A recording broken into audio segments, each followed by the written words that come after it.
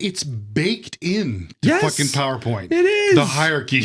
You've got a header and you've got a sub and then you've got little bullet points that go along with it. They can't make it any easier. You should be following that at the very least, but Dude, people don't. if Microsoft is recommending that, Yes. Fucking, you know what? Yes. Don't sway, because Don't again, fuck we're with talking it. like these are the people who have no clue about design, and they are saying, well, at the They very understand. least, do this. So please, at least follow them. It's not like Apple's telling you; it's Microsoft that's telling you. You just see Bill Gates say, hierarchy is very important. Yes, he's right. He's right. You're listening to The Angry Designer, where we cut through the industry bull to help frustrated graphic designers survive and thrive. Wow, Sean, you poured yourself like a triple there. I fucking need it. Oh my God. I don't care. I don't even think we need to talk about why we got scotch here. We'll get into that in a bit, but I'm boy, you so hit that scotch. tired. I felt bad this week because, man, this is Insanity Week. This is nuts. In like 2 weeks' time, this is the last 2 weeks prior to our largest customers trade show, and we're working on what, like 50 PowerPoint decks? Yes, 50. 50. And Yep. there's still some to come. And there's lucky. That's my favorite. Not to mention everything else that we got going. So, Yes. but there's still a lot of other things that we have doing. But no wonder that Sean is pouring himself a double of Lafroy. Yes. Here we go. Yeah, I felt bad. I walked in last week. I was like, Sean, you need this, buddy, because I know next week you'll be crying. So Yes, and here I am, shedding a single tear. shedding a tear. Salut, Cheers, my salute. friend. Oh, that's good. Oh, see, you know, that's That's just the right amount of smoke. It's smoky. Right. And it's got really smoky. But you know, I remember the first time I tried this, true story, guys, we were in San Francisco. Yes, right. And this is what you got when you and Scott and the other Scott and me and you guys ordered this. It was like $35 a glass. And I'm like, motherfucker, like that's expensive. And I was gagging. I was like, this is disgusting. It is definitely an acquired taste for sure. Yeah, it's the journey. You know, Yes. people. I met somebody who told me about the journey of when you start, you know, trying whiskeys and bourbons, and I never believed it. And sure enough, I enjoy this now. But Yeah, boy, the first time I tried it, Yeah, and you know, I was exactly the opposite. I was kind of like, I was drinking scotch, and then my father-in-law he gave me some of this, and I was like, holy shit, that is just like boom. Yeah. Because it's very intense. it is, right? and it really does taste like you're drinking a campfire. Yes, and it I does. don't know why that's It appealing. absolutely But does. But yeah, it's hey, cheers to that. For whatever reason, I like this stuff. This is my favorite brand. So Yeah, cheers Damn, to this one. yes. But needless to say, I knew you were going to have a hard week. So again, and coincidentally enough, perfect lead into this episode of Slide into Success. So we're just like PowerPoint haven, and I mean, it's crazy. PowerPoints are a big part of what we do. But I mean, all the more reason why, you know, it's a huge part of, you know, our customers, all of our customers, even the small ones, like we're doing their pitch decks, we're doing their investor decks, we're doing, you know, their customer proposal decks, right? And now here we're preparing for an industry event, a huge industry event. This would be like the Adobe Max for the telecom world. Yes. Right. Yes, like exactly. this is it. And these guys, you know, on stage, their workshops, their, you know, the showcase area, like everything is done in PowerPoint. And I don't think that people give PowerPoint. Granted, okay, it's PowerPoint. I think that's the problem.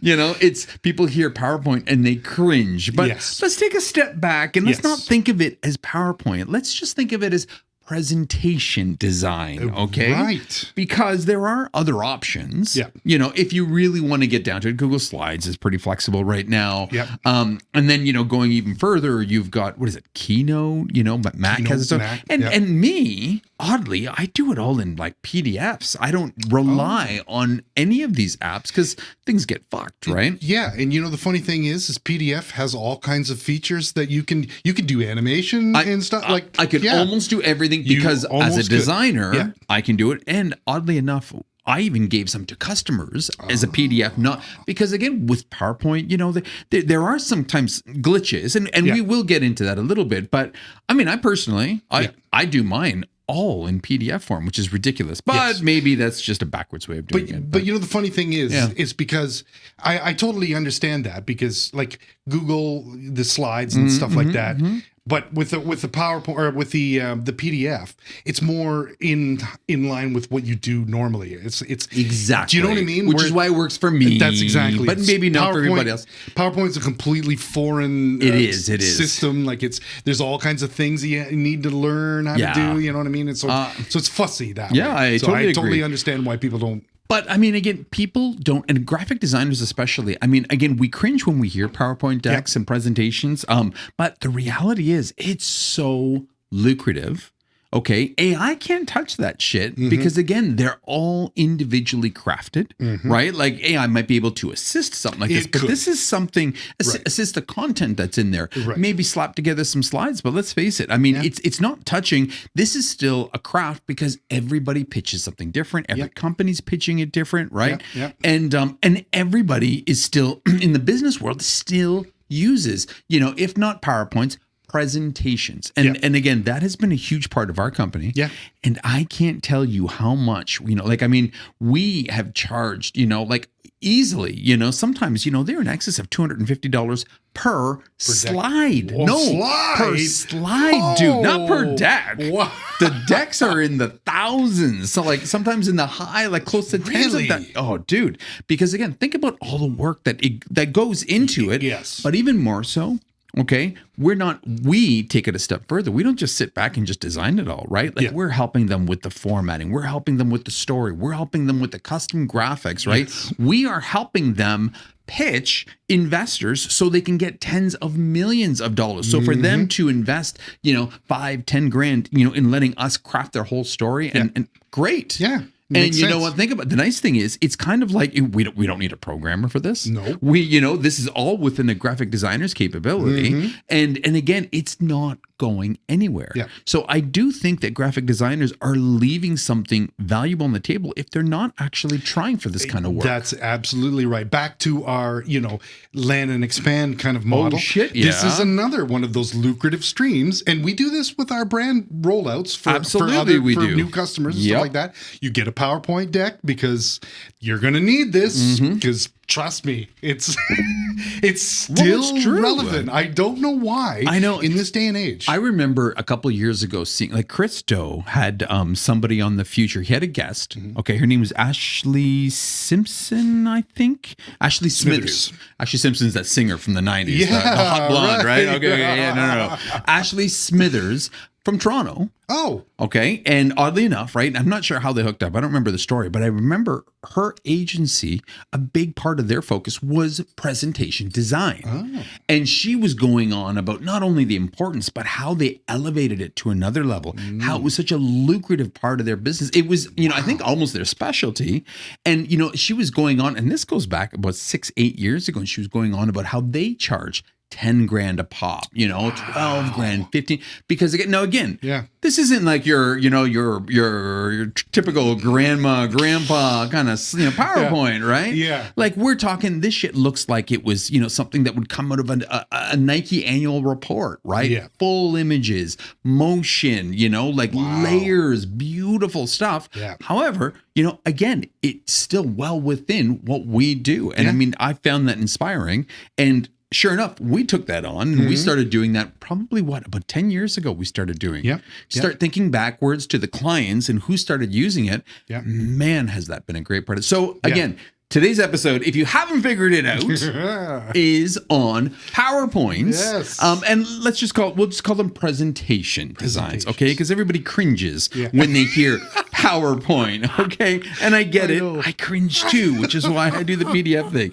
So, we're obviously going to talk about a few things today, right? We're going to, the core principles of PowerPoint, the most common, 15 most common mistakes in PowerPoint. Yeah. I think I've even got like the practical tips and tricks that we use here, right? So again, at the end of this, if you guys want, jump into this, start experimenting, give yourself a PowerPoint, because this is a very valuable presentation method that people use all over the place. Yeah. Okay. Especially in the B2B world. Yes. I can't even go on about it, but, again, this whole methodology still happens in the B2C world. Yeah. If you start thinking about things like, the display screens that you see, in stores, right? Everything that we're going to talk about today can be applied to that kind of stuff in that world. So, absolutely. Again, it's just, dude, it's it is such a big space for us. Is and again, but at the same time, we've seen slide decks that are 60 pages long, and not only are they 60 pages.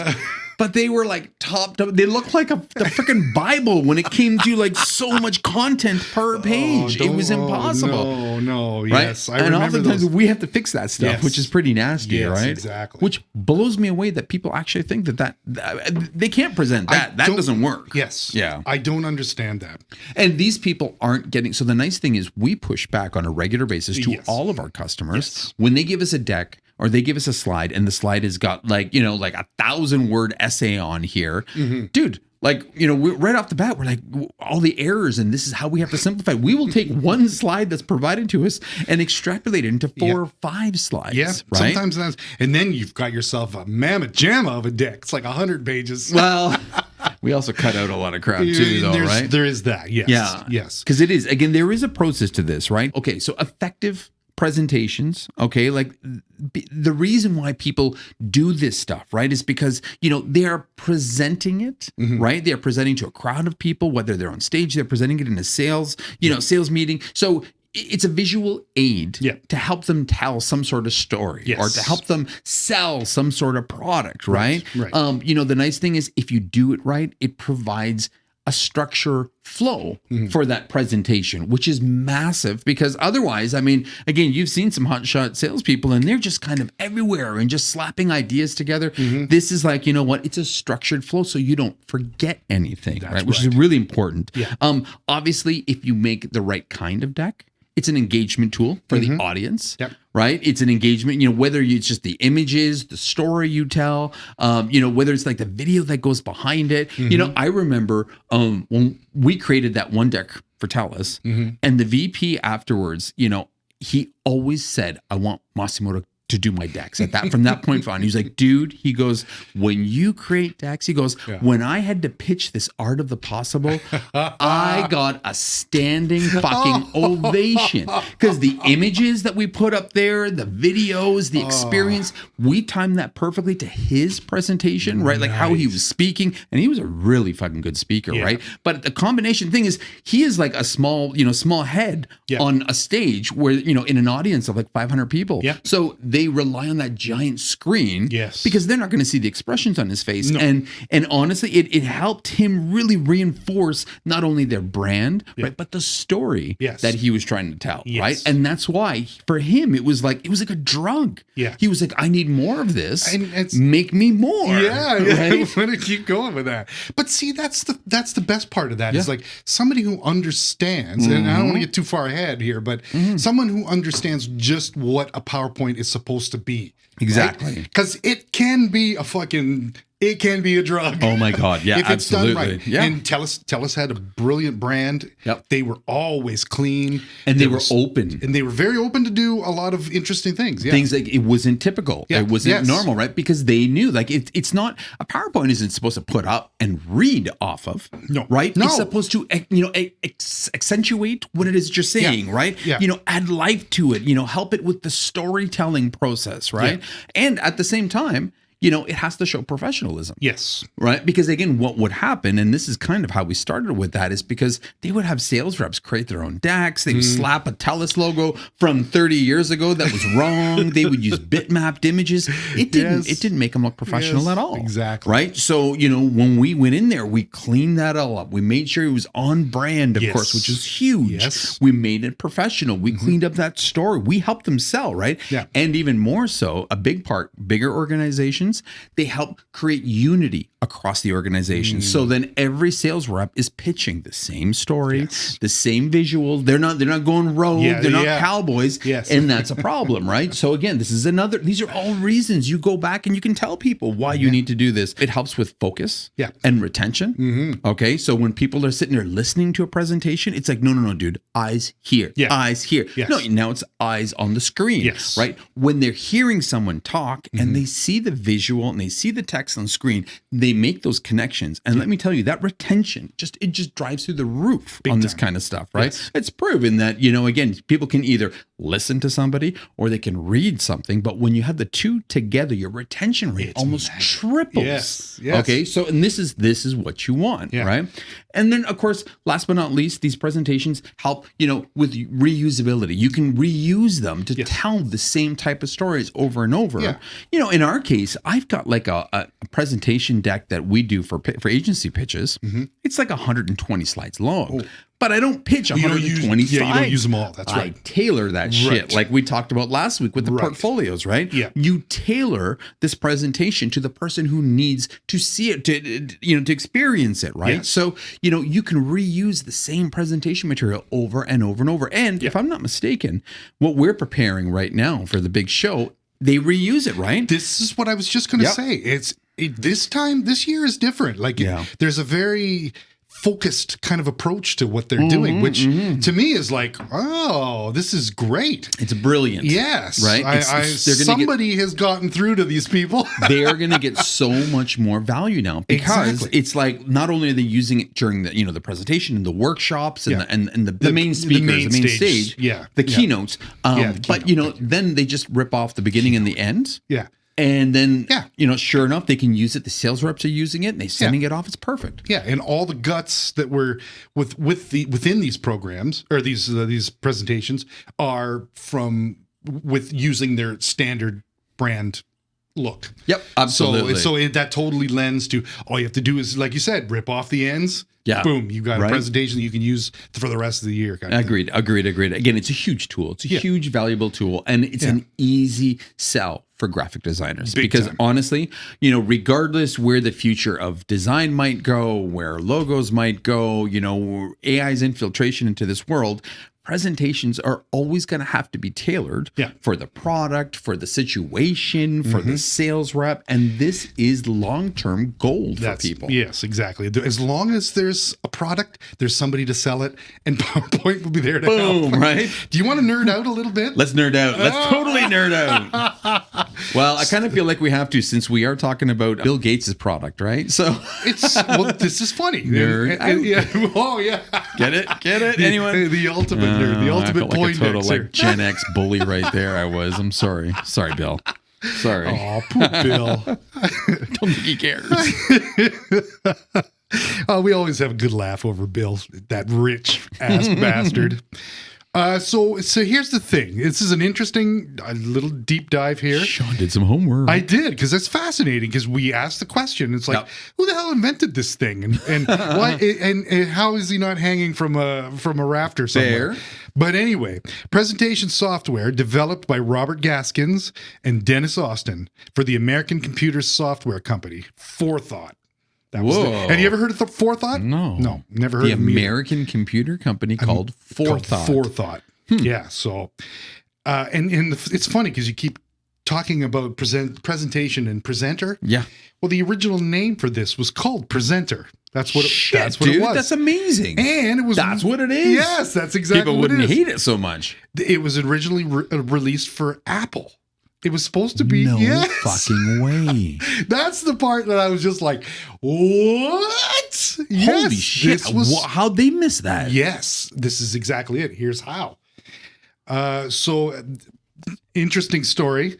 They chose the name PowerPoint because presenter was already taken.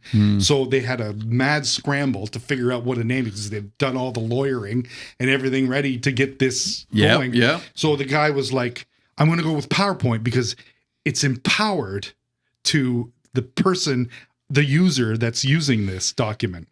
I think he overthought that one a little bit, right? Empower's a little cheese ball, right? So PowerPoint 1.0 for the Mac shipped on April 20th, 1987. That was the very first day that in the first production run of 10,000 units was immediately sold out. So wait, so PowerPoint first showed up on the Mac? Yes. It was for the Mac. Wow.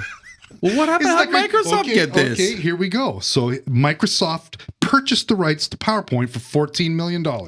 Its very first significant software acquisition. Holy shit. Isn't that crazy? Well, so they saw something. They saw something. They saw that it was a corporate thing. Yes. Right? Yes. Where, oh my God, can you imagine if that would have stayed with Mac after all these years? I can't even imagine. Because, what that would look like right now? Yeah. Yeah. Like, have you ever used Keynote? It's a nicer version of PowerPoint. Is it really? Yes, it is. Oh, it is. okay. It is 100%. They're probably not compatible, are they? No. I mean, the nice thing is now there's so many online translators, but I believe you can export one into Keynote. I believe. Yeah. So I think we're okay. But anyway, interesting.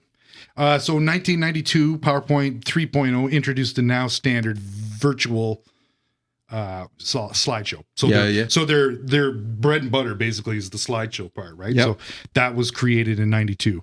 2003, they renamed Office PowerPoint and bundled it with Word and Excel and all that other stuff, right? So that's when they bundled it. When? Yes. They bundled it? In 2003.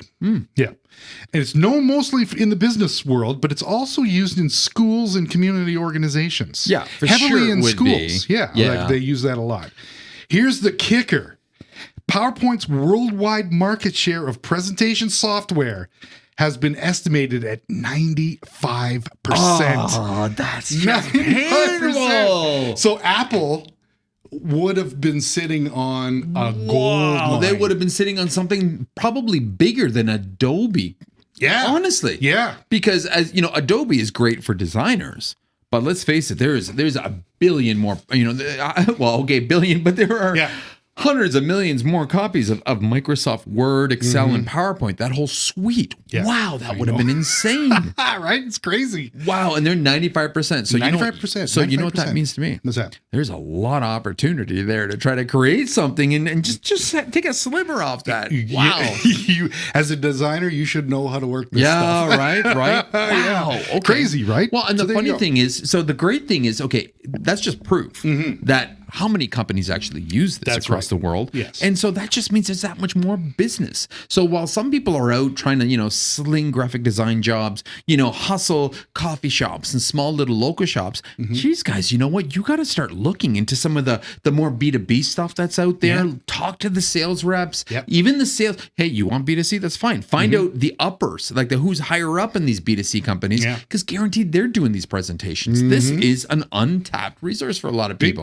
They probably don't even think about this shit because it doesn't sound cool because it's PowerPoint. It doesn't. Yeah. It's PowerPoint. And that's the thing. And, it doesn't sound cool, but obviously, Chris Do is behind somebody who's and this was years ago. This was a long time ago, too, right? So he knew something was going on. Yeah.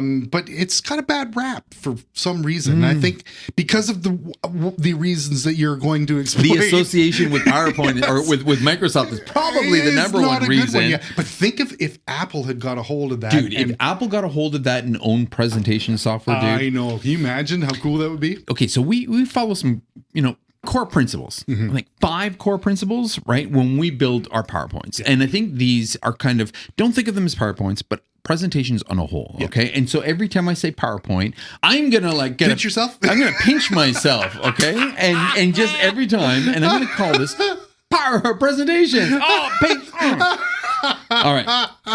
we follow the name is nerdy, yes. 5 core principles when we do this, right? Yeah. And again, these are really high level, but I start here, in my opinion. Okay, first and foremost. Okay, number 1, simplicity. Okay, we always try to keep our slides clean and straightforward, and this is important when somebody hands over one slide to you and it has jam-packed information. It's got a paragraph on the left-hand side. It's got 6-8 bullet points on the right-hand side, and they jam in a table of information and a little picture in the corner that's usually skewed or stretched out of proportion. Yeah, and a JPEG. So there's a white background for sure. Nothing, you can see, right? It's not clipped or anything. Exactly. So, again, what we always try to do is go in there and retell that story, retell that slide, convince them that nobody's going to sit there and read that paragraph. You should be moving that to the speaker notes, talking to it, right? And just going through all the points. And then you can just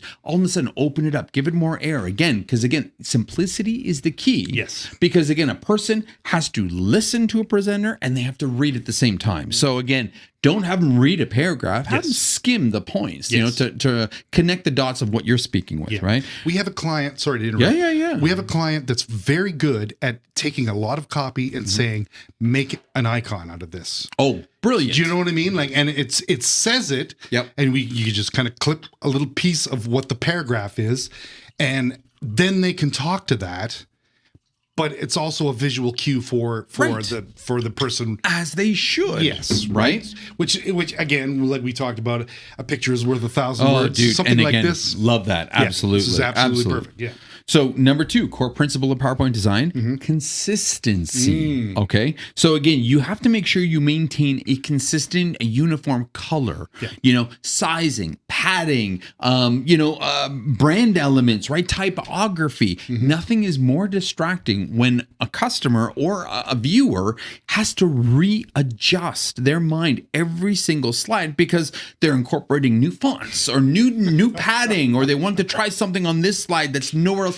Horrible. Like when people drop GIFs, or not GIFs, when they drop like memes into slides and think they're doing the audience a favor, they're killing themselves here, okay? Because your mind is trying to process and readjust every time. So again, consistency just means that your mind, the viewer's mind can just blank out and now forget about the fact that it's a TELUS deck or, it's an AT&T deck, right? And they can now focus on the content, okay? So consistency key.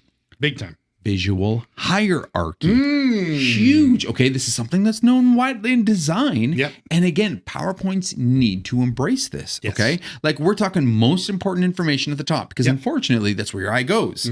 Might not always be the sexiest, but again, this is about translating ideas, concepts, telling a story. So remember the visual hierarchy here. Largest at the top. Come down, give you a natural flow to the content that you want to share on that slide. All right.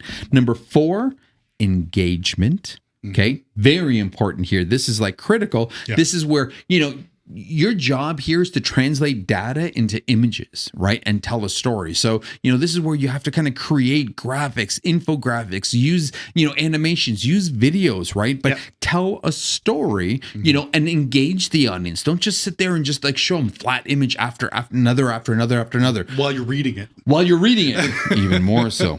And last but not least, okay, the most important thing, always tell a fucking story. Yes. Okay. Oh my God. This is storytelling. Yes. Okay. There has to be a logical flow from beginning to end of this whole thing, right? Nothing is worse than when you have to sit through a deck that jumps back and forth. And I take this for granted, right? Because when customers give us these decks and it's just, they're all out of order and page, I'm just like, dude, like I can't follow this. You're talking about your software, then you're talking about nature, then you're talking about a flight you took, then you go back to software, and then you talk about rocks. Like, I don't fucking know where you're going with this. Like, we are huge when it comes to always tell the story. Your mind, tries to seek relevance. It tries to find all these data points and put them in a logical sequence so it can make sense of them. So your deck needs to do that. It needs just a follow logical flow, right? Logical flow. Core principles that we follow, again, simplicity, consistency, visual hierarchy, engagement, and storytelling. Okay. So think about that. Every time you're kind of going through this with a PowerPoint deck, right? When you're building, if you're considering, this even works if you want to put together your portfolio, right? Yeah. This works if you want to make a customer pitch or you're pitching your own business, your agency, whatever.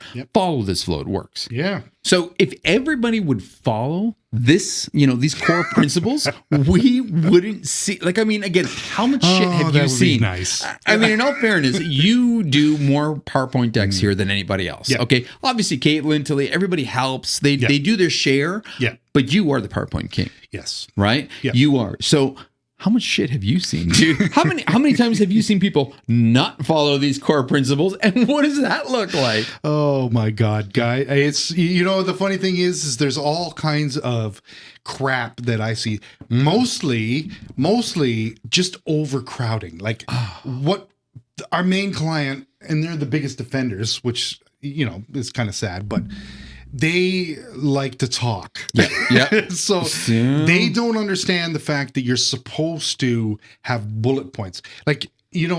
6 or 7 maybe would be fine, I think. Yeah. But no. You got to have columns and columns. Columns of bullets. Yes. And I know, right? Something's wrong when you have more than one column of bullet points. Bullet points, exactly. Right? And not on a slide. Yeah. Because you're right. I've seen 3 columns and all 3 column has a different headline on top of it. Yeah. Like title A, title B, title C with 5 underneath each. And that's not even the worst. Like the VP of marketing has sent me a deck with, I had to use 7-point typos. Again, how do you see? And I kept saying to him, I'm like, dude, are you sure about this? He's like, I know. But that's the saddest part. It's like, I know, but this is what I have to do. And it's like, no, dude. If we just sat back and figured out the process of this, we can make this better. We can make this. Well, exactly. And sometimes they're open for it. Right? Sometimes they are. Sometimes if they have time, and I know this time is the great killer of all creativity. I love it. I mean, I remember seeing this timeline that was no joke, 3-4 pages wide, and they shrunk it down to fit on one page. Yes. And it's just like, do you realize that's illegible? And it's like, oh no, I can read it. I can, and they're holding it up to their face, and it's just. No, dude, it doesn't work. And we had to animate it. We had to go section 1, section 2. And finally it was legible, but it was also more engaging by doing that. Another thing that I can't help, it kills me when I see tables. And I'm not talking, 2 columns wide, 2 columns high, or 3 and 3. I'm talking some of the tables we've seen have 10, 12 columns wide, and they have a stack, vertically. It's just dude, this is not what this is about. People are not going to give you that kind of attention span. This is when people pull out their phones and start texting their spouses and being like, what's for dinner tonight? I've done, because it's so boring. They want to know what the fuck is for dinner. That just lets you know. And that's a funny thing too that you mentioned that, because it's I remember doing a deck.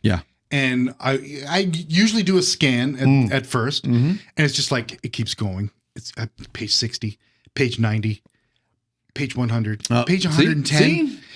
It was 132 pages. See, dude. That's fucking Can ridiculous. you imagine if you were in the audience and you were subjected? How? That is criminal. Subjected. Yeah. You were subjected to a 132 page presentation. And nobody would. Everybody checks out. And if anything, it has. No one's paying attention to that. You create animosity towards the brand. You anger people. You will. And so you have to remember that, again, the point of this is to, and this is where, as designers, we use our ninja skills. We tell a story. We craft that shit. Customers don't need to. This isn't an engineering review. No. Right? And that's the thing. People need to realize this, right? You're not supposed to sell them. You're supposed to just kind of give a story, kind of share an idea, a vision. not fucking going to technical details. And it's going to make everybody snore. Yeah. Boy, you're right. You really coined that. You hit that nail on the head. It's like poisoning the brand by doing this kind of insane presentations. I have sat through presentations. Somebody has tried to sell me a brand product, and the presentation was so bad, I refused to try the product. And I wouldn't promote it. Nope. Wouldn't be an ambassador. I'm just like, oh, dude, I got so angry. Because, again, don't forget a brand. For the record, let's remind everybody, in the end, is that feeling you get when you hear about a company. And so I was like, oh, God, it's all technical. I don't want to even think about it. Yes. I don't care if it's going to save, like hundreds of dollars, thousands of dollars, shave my life, free time. Dude, I just get angry. Yeah. You wasted my fucking time. So with that being said, 15 common mistakes in PowerPoint that we see all the time, right? So make sure you avoid this shit going forward with your customers, right? So we're obviously talking about number one, overcrowded slides. There you go. That's the biggest one. Right? Again, you don't have to tell your whole life story in one slide. You just need to get across one single fucking idea. Yes. So jam packing, it just does nothing but kills you. Yes. It overwhelms you when you're trying to read it. Yes. So pull that back, okay? Right off the bat, right? Rein that shit in. And it's hard because sometimes, we work with a lot of intelligent people, right? Yes, we do. I totally understand that. And sometimes they're not very articulate in dumbing things down. You know what I mean? I get that. Yep, I get that's that. Probably the wrong way to term that. No, but it's true, right? Yeah. Because they are on an entirely different level. Yes. They are level. They're brilliant. Exactly. And they just automatically assume other people will understand their brilliance because they're excited about it. They're at a different plane. But the reality is you really got to tone this stuff up back to a 12-year-old understands. Because again, it's what exactly is it that you want to people to remember and take away from this. All right? Yes. Number two, okay, big mistake, common mistakes in PowerPoint, okay, inconsistent designs. Okay, so we see this all the time that people are putting these decks together. They're using a combination of fonts. They're using combination of image styles. They're using something that's clipped, something that's, like a white background on it. In one slide, it's like a nicely cut out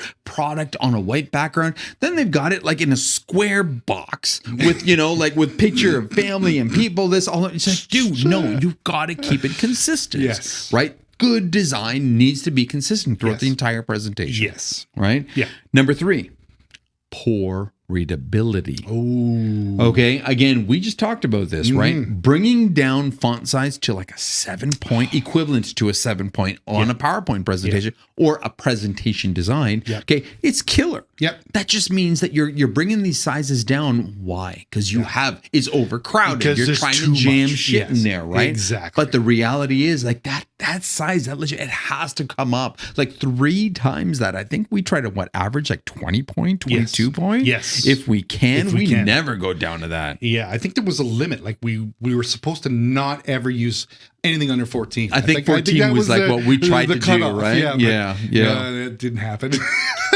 No. Number 4. Excessive animations. Oh. And I love this because you see this all the time. Somebody at an organization learns about animations and they animate the fuck out of everything. They have exclamation points showing up at the end of sentences. They have like bullet points coming in, things flying through. Like it's ridiculous. Baby Jesus dancing. It's, you know what? Animations are supposed to enhance and engage an idea. Yes. They're not supposed to just be like superfluous, like decoration everywhere. I learned how to do this. And you can tell. You can tell when somebody does that. Absolutely, right? Number 5, ignoring visual hierarchy. Oh, Jesus. So we said this. So now, granted, not all people understand hierarchy the same way as designers do. Yes. Okay. But with that being said, it's our job as designers to go in there and fix that hierarchy. That's Put the most important information, bring it down, tell that story, both in size and in the direction that you're actually, adopting this in. And I would like to point out too that it's baked in to Yes, fucking PowerPoint. it is. The hierarchy. You've got a header and you've got a sub and then you've got little bullet points that go along with it. They can't make it any easier. You should be following that at the very least, but people don't. if Microsoft is recommending that, yes. Fucking, you know what? Yes. Don't sway, because Don't again, fuck we're with talking it. like these are the people who have no clue about design, and they are saying, well, at the They very understand. least, do this. So please, at least follow them. It's not like Apple's telling you. Yeah, it's Microsoft exactly. that's telling you. You just see Bill Gates say, hierarchy is very important. Yes, he's right. He's right. All right, number 6. Okay, and this is a no-brainer. Misaligned elements. This is the easiest, and you see this all the time. People drop boxes of content, they drop images, they're not aligning everything. Things are kind of jagged, a little up, a little down. Yep. It has that effect on people that it's like maybe somebody who's looking at the slide might not notice, okay, that something is slightly, misaligned. Yes. Right? However, they're going to notice that there's something wrong with it. Yes. It's like almost I don't know what it is. subconscious. Yeah. Exactly. You and I will know what it is. We know. They don't. And it's Yes. like this subconscious itch Yeah. that they're getting. They're like, what the fuck is wrong with that image, right? Yes. So Yes. again, this is poor form. This is amateur, okay? Yeah. So misaligned images. Make sure everything's aligned properly. Yes, Okay? absolutely. Number 7, ignoring branding. Oh, that's the worst. The most basic thing you do is you create a header, a footer. You make sure you follow your fonts. You make sure you follow your colors, right? Like, this is key, guys. Like, but how many times do people sacrifice, a cool, fun, animated GIF that they saw that they think is going to, translate a story and sacrifice the brand for this? Like, horrible. This is a huge opportunity to reinforce the brand. Yeah. And again, how do they argue with that? You tell a customer, you know what, this is a little off our brand. We need to rein it back a little bit more. This is going to be better for us in the long run, right? Yes. Boom. Make sure you bring that back. Yeah. Number 8, using poor quality images. Oh. I can't tell you how much I hate seeing rasterized, pixelated images because A, they grabbed them from fucking Google and it was too small, right? Like, no, right? You can't do that because again, that hinders the brand. That like big check mark against the brand. That is very, very bad for the brand. Yes. And it's hard to take it serious. Yes, exactly. Honestly, it nowadays, looks like a joke. yeah, it is because Yeah. everything is so high quality nowadays. It's so easy to get no things in excuse. high res. Yeah. There's no reason, no excuse at all to do anything. Okay. But that I attribute to, like, a lot of these people aren't creative types. So they just kind of copy and paste. Oh, that looks cool. They don't understand resolution like I get it. do. You know what I mean? But sometimes they're reusing shit from 6-8 years ago when their monitors were really small and they just keep kind of stretching it and this and that. And they think that, we can use graphic design magic to fix this shit. It's not a button, guys. You can't high res. Well, I guess you can now. It's only Now high you can, upscaling. yeah. Fine. But again, all the more reason there's no excuse for it. for Yeah. poor quality images, right? Absolutely. Number 9, overuse of bullet points. Okay, we talk about this, right? Yes. It's one thing to have, a list of 4, 5, 6 bullet points. Fine. Even 8. I don't fucking care. Yeah, that's getting tight. That's But pushing it. But when yes. you see 1 column, 2 column, 3 columns of bullet points. Oh, but we put icons on the top of the columns so it looks better. No, it's still way too much to read. You can't do this, guys. Yeah. Absolutely, you can't do this. So pull back the bullets, right? And minimize it no more than 1 column, okay? Yes. And don't bullet the fucking header. Oh, Boy, I hate people that. do that shit all the time. Like, Dude, just don't. They bullet the header, the intro paragraph sentence, and then the bullets Everything. underneath. Yes, everything's fucking bulleted. It's Hard like, to take a come bullet on. serious if everything's bulleted, Yes, guys. Yeah, well, what's your bullet point here? Everything? All right. Number 10, ignoring the audience. Oh. Okay. So this is key. So you will have some super incredibly smart, genius tech people going to an event with marketers. Yep. And they talk tech. Mm-hmm. Marketers don't necessarily always know the intricacies of tech. Yes. You need to know your audience and what it is that they fucking want to know. Yes. Right. And give them that information. Mm-hmm. Don't talk about what you want to tell them. Talk about what they want to know. Yes. Okay. That's critical. Yes. Huge, right? Yes. Give your audience some respect. Absolutely. No, that's actually good. Give them some respect. That's You're true. right. You're right. Yeah. Number 11, lack of practice. Okay. So again, they're given this deck, right? Make sure they go through the deck once, twice, 3 times. Make sure you read it once, twice, 3 times. Right. You need to be able to almost speak to that deck in order to actually sell that deck to your customer. Okay. Absolutely. Number 12, ignoring technology constraints. Okay. So this is actually big because again, oftentimes what happens is you're doing a presentation on a small little laptop and I see this and it's horrible. I hate seeing this, but sales reps will go and they'll bring their laptop. Well, okay, that's fine if you're going to do a presentation on a laptop or an iPad, but then keep in mind your presentation screen can't have 2-3 columns of bullet point text because somebody's not going to sit on your lap to read them with you and cuddle up with you. Fuck, guys, please.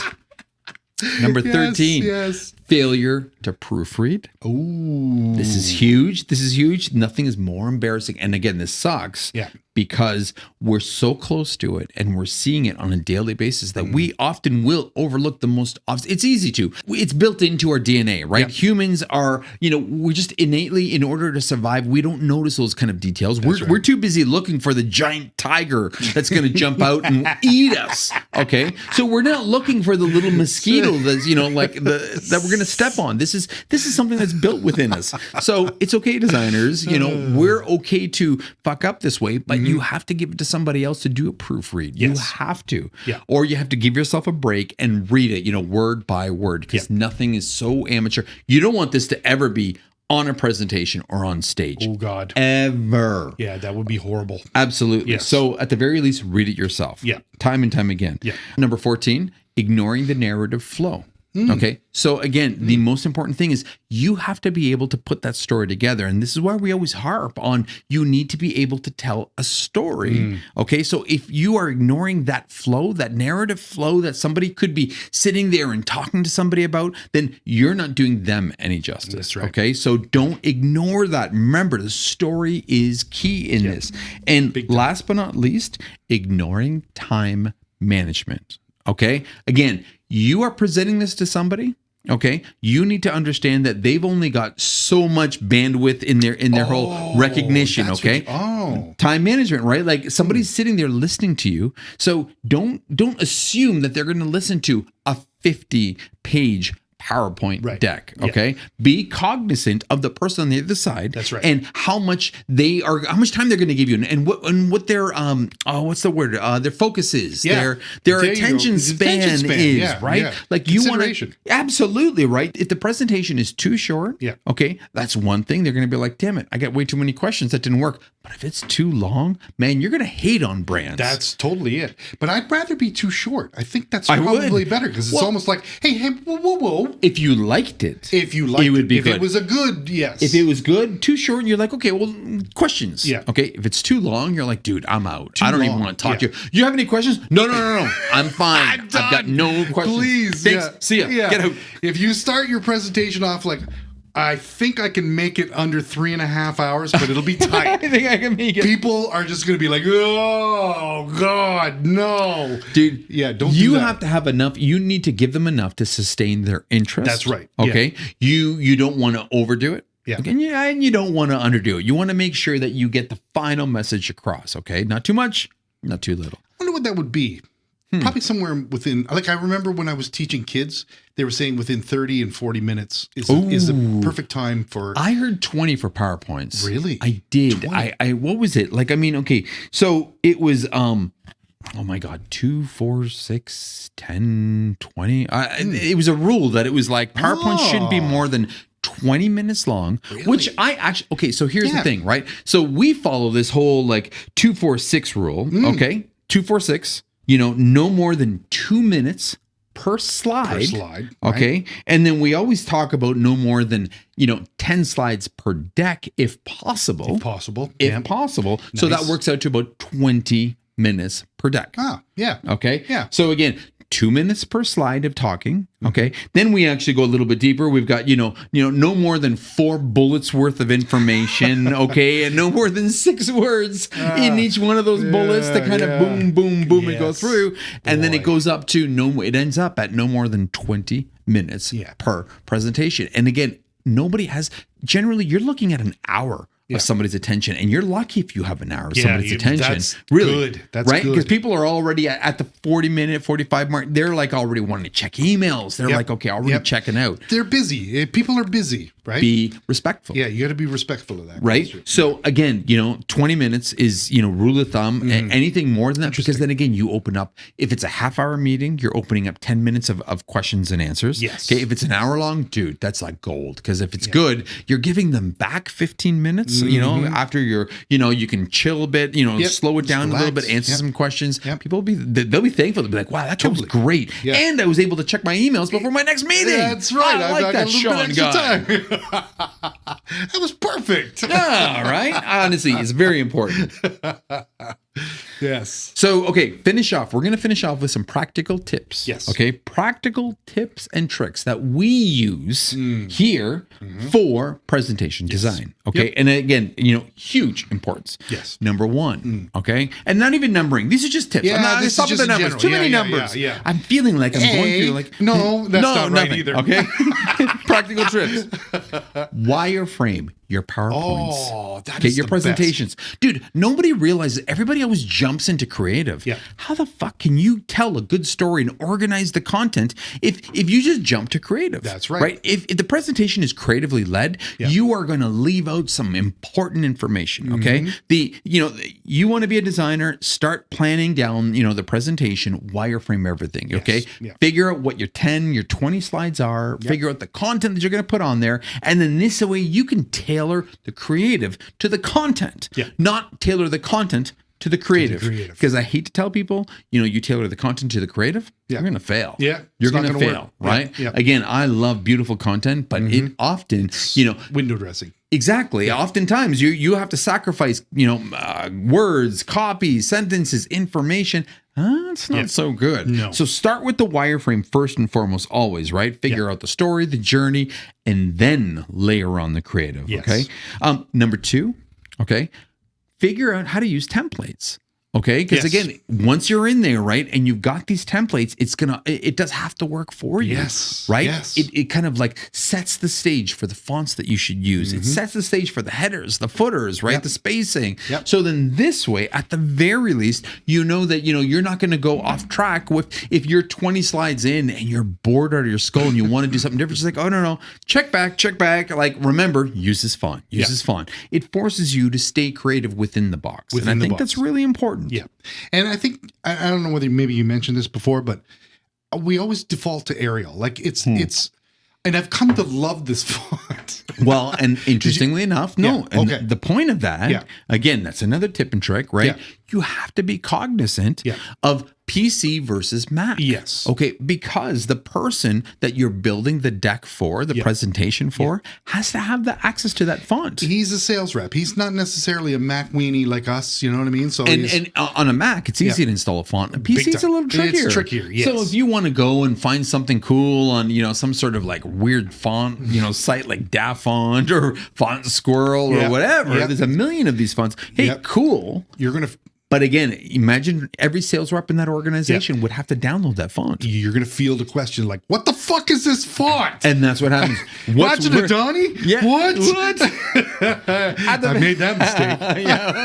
Oh, God, and boy, do we hate seeing that font now. Oh, geez, I regret that. That was like years ago, and we're still cringe when we tell those stories. It was a cool font for about 5 minutes. At that time, yeah.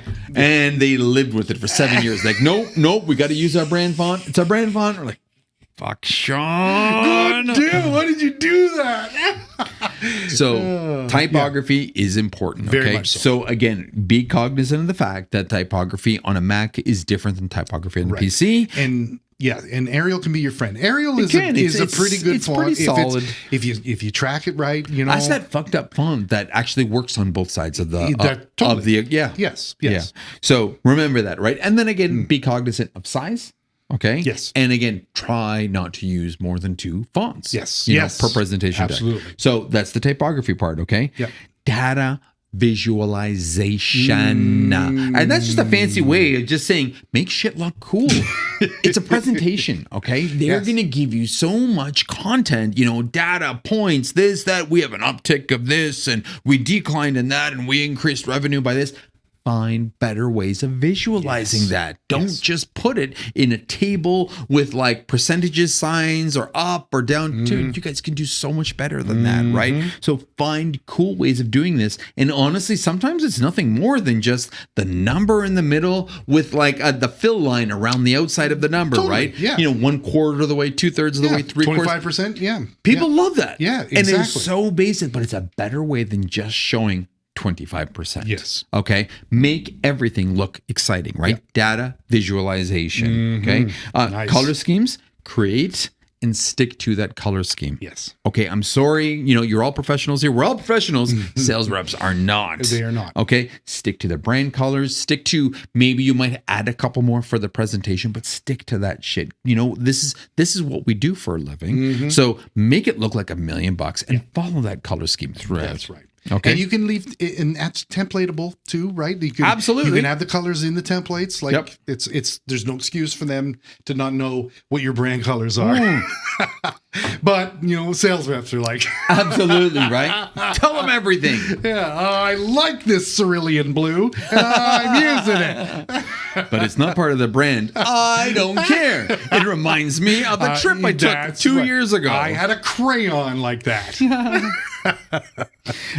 And last but not least, animations. Oh, okay. yes. So again, when you use animations, okay, make sure they are to enhance an idea, a message, content, not to distract. Yeah. So just because it's a new fancy technique, don't start adding them everywhere, right? Yeah. And again, you can do some incredible stuff with animations, right? The girl that we were talking about, Ashley, she was going on about how they were like, you know, PNGing, you know, elements, clipped out elements in presentations and animating them across the screen, right? Nice. Like it's such a powerful, impactful use of, you know, that engagement of that motion. Yeah. So just don't animate for the sake of animating. Make sure it has a reason for it. Tell a story with that. Absolutely tell a story. Yeah. So these are just some high level tips and tricks, right? Awesome. FYI, you can also build some of this stuff, export it in PDF, and then from PDF export to PowerPoint. That's some of the cheats that we've done. Yeah. There's also some really good stuff online where you can take like an Illustrator file and then actually convert that to a PowerPoint. Which is nice. It's great. Very handy. Right? Yeah. We're not just like, we don't have to just build within PowerPoint. That sucks, right? There's so many ways around this. So don't get too, you know, discouraged, you know, because it's PowerPoint. We're not talking about PowerPoint here, people. We're talking about presentation design. And there is so much money in presentation design that people are crazy not to jump on this. Graphic designers need to do this. Yeah. And it's a deep well too. If you're looking at an extra revenue stream, you know, and the land and expand kind of principle, this is a great way to do that, because anybody is going to need a presentation at some point. Make that shit look cool. Yeah, and you do it right. Exactly, you're right. in there, you do the rest of them for the rest of your life. Dude, I love clients for life. People say whatever the hell they want to say. When we're like, you know what? Here's a presentation we created for this $1 billion brand. Yes. Here's a presentation we created for this $1 billion brand. These are presentations, you know, do what you want, you know, poo-poo on this concept. This is the shit that we do. And it helps them, which in turn helps us. Yes, exactly. Yeah. Boom. Yes. Mic drop. PowerPoint is the presentation, Sean. Presentation. Design. Yeah, sorry. Your nerdy cousin, you know, is going to grow up and be a rich millionaire. Rich motherfucker. While you're still cool. Be nice to him. But working at Starbucks. Yes. Boom. Okay, so I think we've talked about tons here, right? Yeah, this was really good. Dude, honestly, you guys, dudettes, whatever the hell you guys want. Peoples. this is something, and I can't stress this enough. Jump on this, okay? Because this is, future proof. Yeah. Every company's going to need this. Every company does need this, and it is so lucrative to the right designers. So, don't just kind of like frown on the fact that, unfortunately, it's often, referred to as PowerPoint designs, because the reality is you're creating presentations, and nothing is more lucrative to a company, nothing is more important to a company than that presentation deck, whether it's to prospects, whether it's to investors, whether it's to shareholders. The shit is gold. Yeah. So, and it's it gets a bad rap, but I actually enjoy it. Yeah, he does. Oddly, he does. Which is really weird. Like, it was very foreign to me in the beginning when I raised my hand and said, you said, hey, who the hell's going to do fucking PowerPoints? And everybody else was like, nope. And I said, yes, I will do that. I struggled, but now, I mean, it's fun. Like, there's a lot of creativity you could do is, absolutely. within this. So it gets a bad rap, but there's a lot you can do with it. I think the struggle is more not with the presentation, but with trying to convince the customer to step outside of the bounds, right? Yes. Like to go a little further. And again, this is our job. This is what we do. We are constantly trying to push our customers, to go to the edge, to step over the edge a little bit, right? And kind of like push that thing. So, PowerPoint is a perfect venue for this. And like you said, with the presentation, when you put a presentation together, you got combined with a great speaker and a great brand, and you get a fucking standing ovation from that shit. Standing fucking ovation. That's pretty I heavy. thought that was cool. That's what it's all about. And he was like, I only want you to do my... And I was just like, and then you're like, Jesus. Right? Like, that's pretty cool. Like, that's awesome. I think that's, it's a huge compliment because, again, not because, I'm saying, I rock. No. But it's cool that the fact that you could tell such a powerful story to an audience and craft in such a way that everybody's just like, wow, that was a great experience. Exactly. Thank you. Yeah, exactly. And that's the thing is you follow these points. You can do that kind of thing. Absolutely, you can. And you will. It's not outside of the realm of possibility. So there is so much cool stuff out there. So please, check out that episode of The Future with Christo and Ashley. Damn, I have her name here. Simpson. No, not Ashley Simpson. Smithers. Okay, I knew it was a Simpsons character. It was, I believe the website or her company's 1821. 1821. Yeah, 1821.ca. Oh, nice. Right? Yeah. Again, good old Canadian girl. Yeah. Check it out. It is a really cool episode, and it really is really inspiring. It is.